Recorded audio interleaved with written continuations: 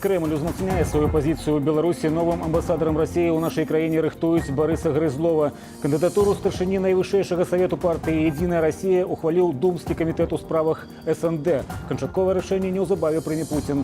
Пра гэта паведамілі адразу некалькі расійскіх выданняў са спасылкаю на свае крыніцы. Вітаю, з вами Александр Пуціла, і сёння ў аб'ектыве мы прапануем вам вось яшчэ што. Не далі рады з адной АЭС, хочуць будаваць другую. Не працуе першы энергаблок, запускаюць другі. Второй блок, вот вдвоем они в 2 раза больше радиоактивных отходов будут создавать в единицу времени. Новые рекорды ў тэрмінах зняволення. Анархистам до 20 год колонии. Я хотела только одного, чтобы он остался жив. Потому что шли разговоры о том, что их вообще расстреляли. Прокуратура ў Нідерландах патрабуе для адказных за збіты над Донбасом Боинг пажыццёвага зняволення. Мы патрабуем, каб Гіркін, Дубінскі, Пулатаў і Харченка былі асуджаныя кожны паасобку за супольнае збіццё самалёта, якое пацягнула за сабой смерць 298 чалавек на борце. Не разабраліся яшчэ з бяспекай першай беларускай АЭС, як абмяркоўваюць будаўніцтва другой. Паводле прэм'ера Галоўчынкі, пытанне яшчэ адной атамнай станцыі будзе, цытата, ацэненае з навуковага пункту гледжання. Аднак не згадаў чыноўнік пра шматлікія парушэнні пры будаўніцтве і працы ўжо дзейнай АЭС. А між тым яна можа трапіць пад санкцыі. Працягне Антон Каменскі. Ядровое паліва загружаецца ў другі энергаблок. Яго ўвядуць у эксплуатацыю ўжо ў наступным годзе. Чакаецца, што пасля падключэння абодвух энергаблокаў да энергасістэмы беларуская АЭС закрые до 40% патрэбы краіны ў электрычнасці. Я думаю, того же самого можно ожидать от второго блока, что и от первого, а именно нестабильность работы. И даже более важно, что второй блок, вот вдвоем они в 2 раза больше радиоактивных отходов будут создавать в единицу времени. Я напомню, что проблема с отработавшим ядерным топливом беларускай атомнай станцыі не решена. Беларус працуе крыху больш за год. За гэты час першы энергаблок спыняўся 9 разоў. Ламаліся італьянскія вымяральныя трансфарматары, тройчы казалі, што спрацавала сістэма аўтаматычнай абароны генератара. 5 разоў спыненне АЭС называлі планавым. У выпадку ж Беларусі пытанне выклікала... Днямі беларускія кіберпартызаны супольна журналістамі Белсату з праграмы «Давайте разбираться» апублікавалі дакументы, з якіх вынікае, што атамны аб'ект меў тысячы заўваг, неадпаведнасцяў і дэфектаў. Сярод іх адсутнасць важных сістэмаў, ад працы якіх залежыць бяспека працаўнікоў і агулам станцыі. Вопрос стоял и о санкциям для белорусской атомной электростанции. Но он пока не прошел. Так что после разной информации, которая публикуется сейчас, конечно, есть такой шанс, что этот вопрос станет более актуальным и, возможно, будет решен.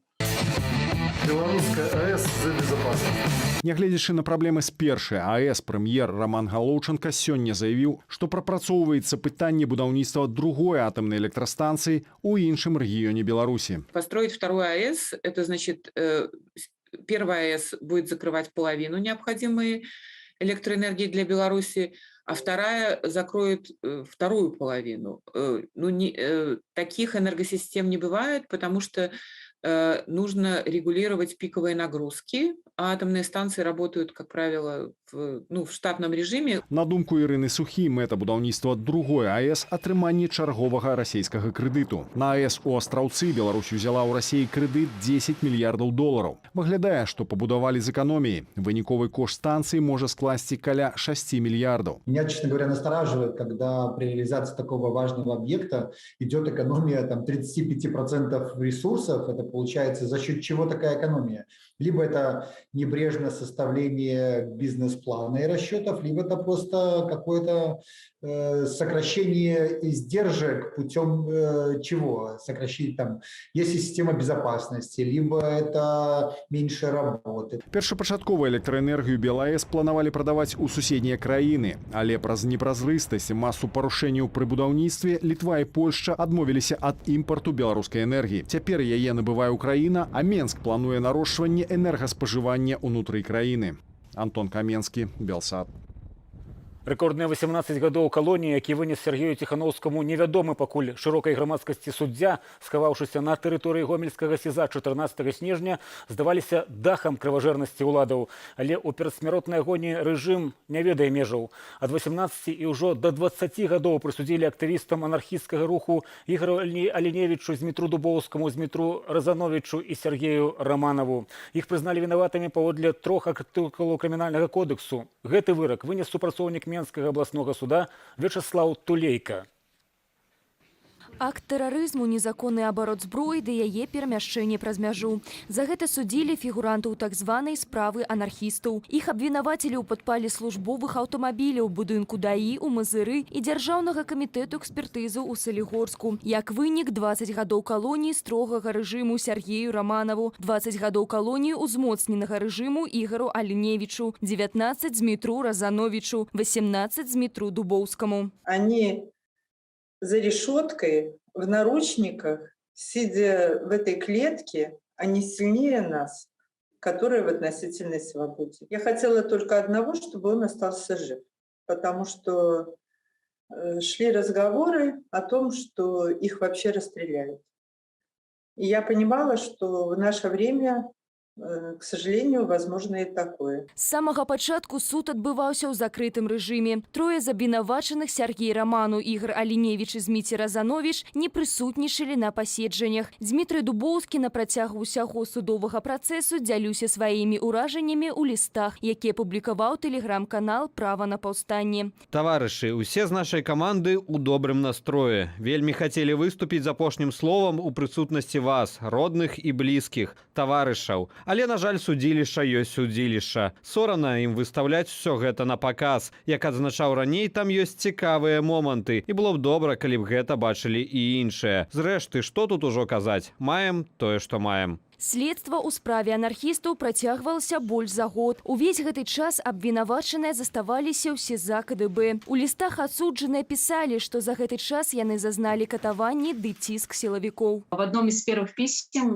Дима писал, что их, когда везли в СИЗО КГБ, они думали, что их утопят. То, что задержание было жестким, что их там избивали, пытали, это было еще, мы узнали со слов Сергея Романова. Затрымалі анархістаў летась у кастрычніку пры спробе мінуць беларуска-украінскую мяжу. Дзяржаўны памежны камітэт Беларусі заявіў, што ў затрыманых пры сабе былі боепрыпасы, агнястрэльная зброя, балончыкі з пярцовым газам і спецыяльнае экіпаванне. Вялізныя тэрміны, якімі апошнім часам караюць фігурантаў відавочна палітычных справаў, маюць на мэце запалохаць грамадства, кажуць нашыя эксперты. Людзям, якія зараз знаходзяцца ва ўладзе, ім падаецца, што калі Ціхановскаму прысудзілі 18 год, альбо Сергею Аліневічу прысудзілі 20 год, то гэта будзе людзей палохаць. Яны не разумеюць, што яны дагэтуль не разумеюць, што людзі не прызналі легітымнай тую уладу, якая сёння існуе ў Беларусі. Власти таким образом запугивают и активную часть общества, и пассивную,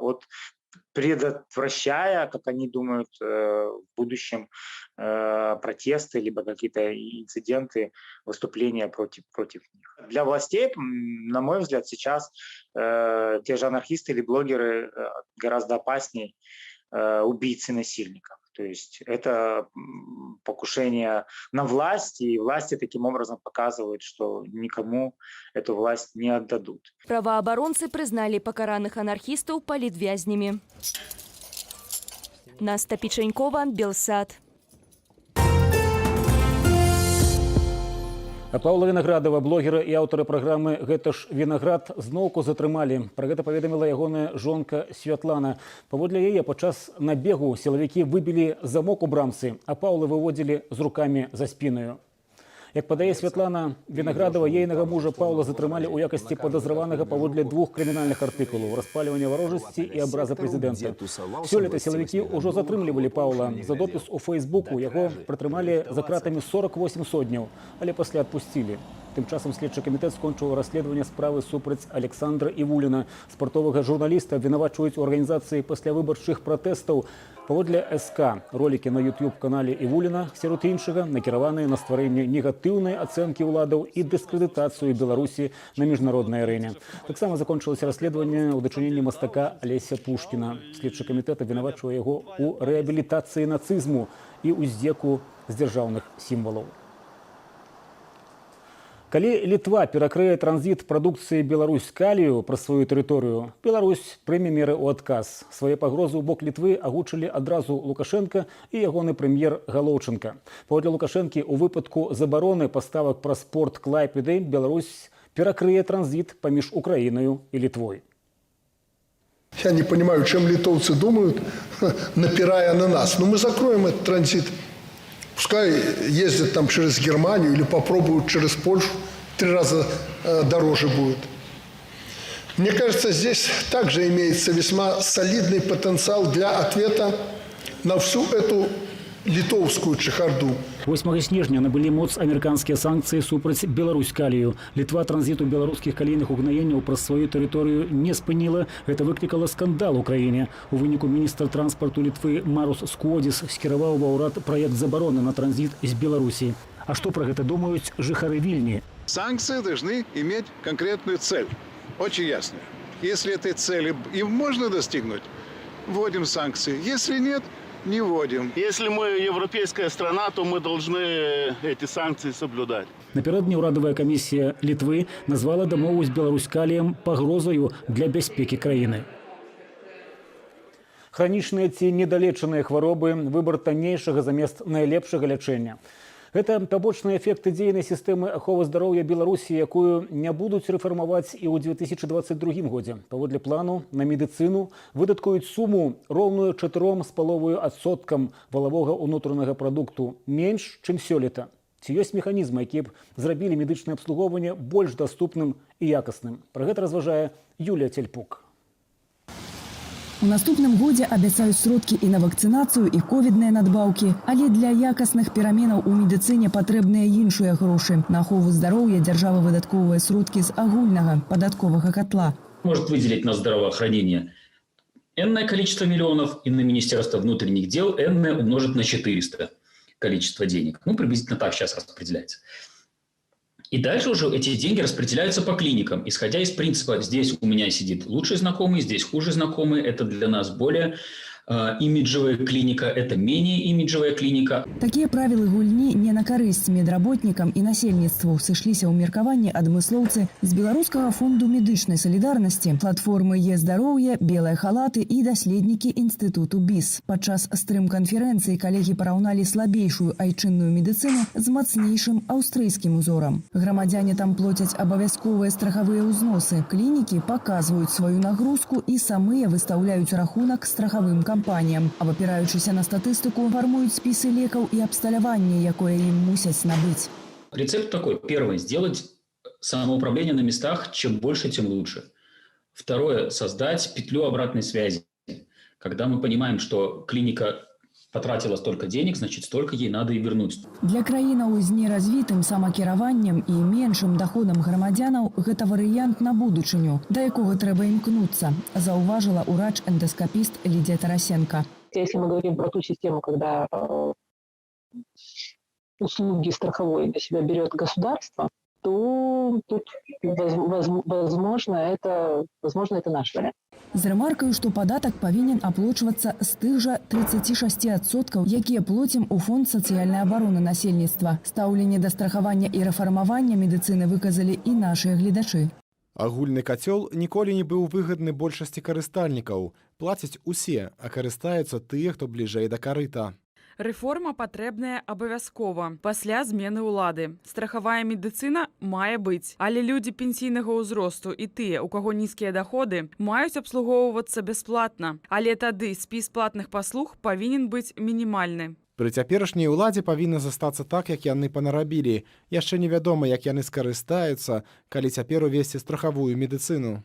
Колькі паводле старой схемы рэжым выдаткоўвае на нашае здароўе. Эканаміст Ярослаў Романчук падлічыў прыблізны памер сёлетняга ВУП. Гэта каля 169 мільярдаў рублёў. Сёлетнія выдаткі на медыцыну амаль 5% ВУП. Таму складуць блізка 8,3 мільярды рублёў. У наступным годзе ўрад чакае росту ВУП на 2%, а на медыцыну вылучыў на паўмільярды меншую суму. Замест падразання бюджэту існая сістэма аховы здароўя магла б ашчадзіць. Напрыклад, коштам арганізацыі медтэхніка, праз якую праходзяць тэндары закупак на ўсё ад пластыру да томографу.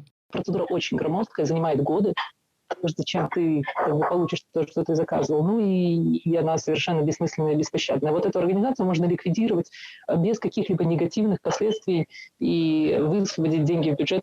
Але не з клопатам пра бюджэт. Стваралі медтэхніку, лагатып якой свеціцца ў незалежных даследаваннях карумпаванасці дзяржзакупак. Юлія Цельпук, Белсат.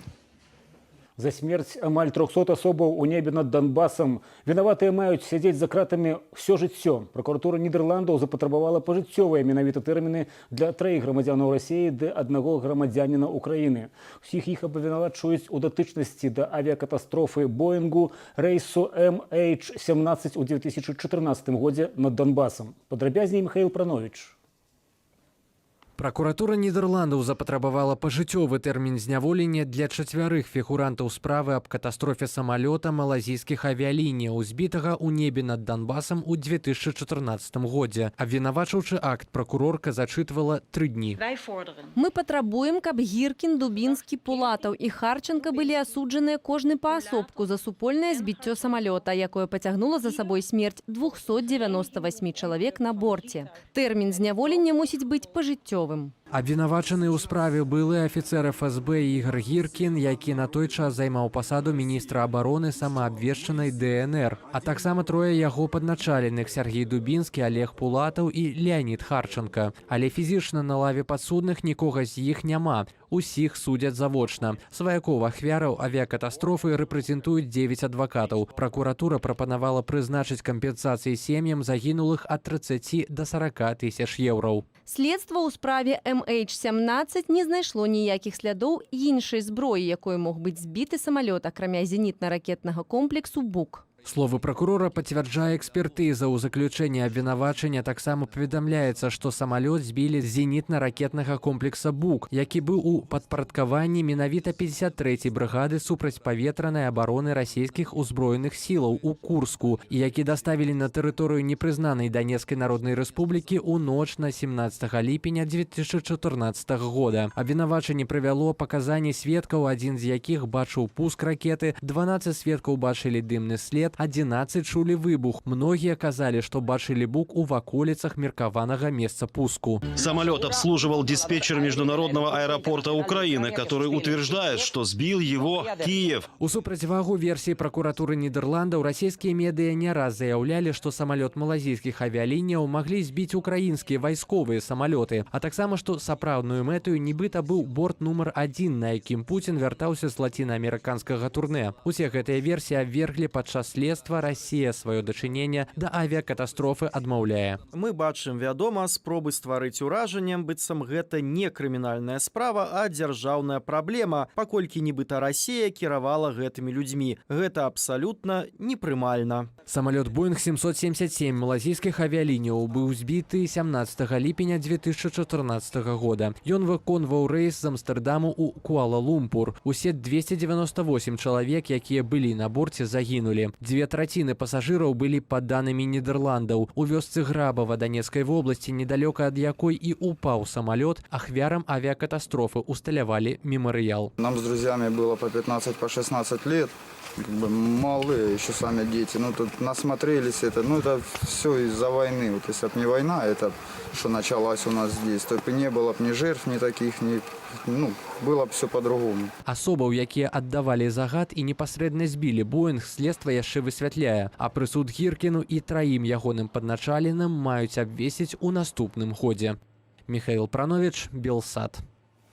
І напрыканцы пра больш прыемнае. Гандаль ад сённяшняга і да апошняга дня года. У Менску пачалі працаваць ялінкавыя кірмашы. Агулам у беларускай сталіцы будуць адкрытыя 79 пунктаў продажу калядных дрэўцаў. Кошты вагаюцца ад 20 до 60 рублёў у залежнасці ад памеру і якасці дрэваў.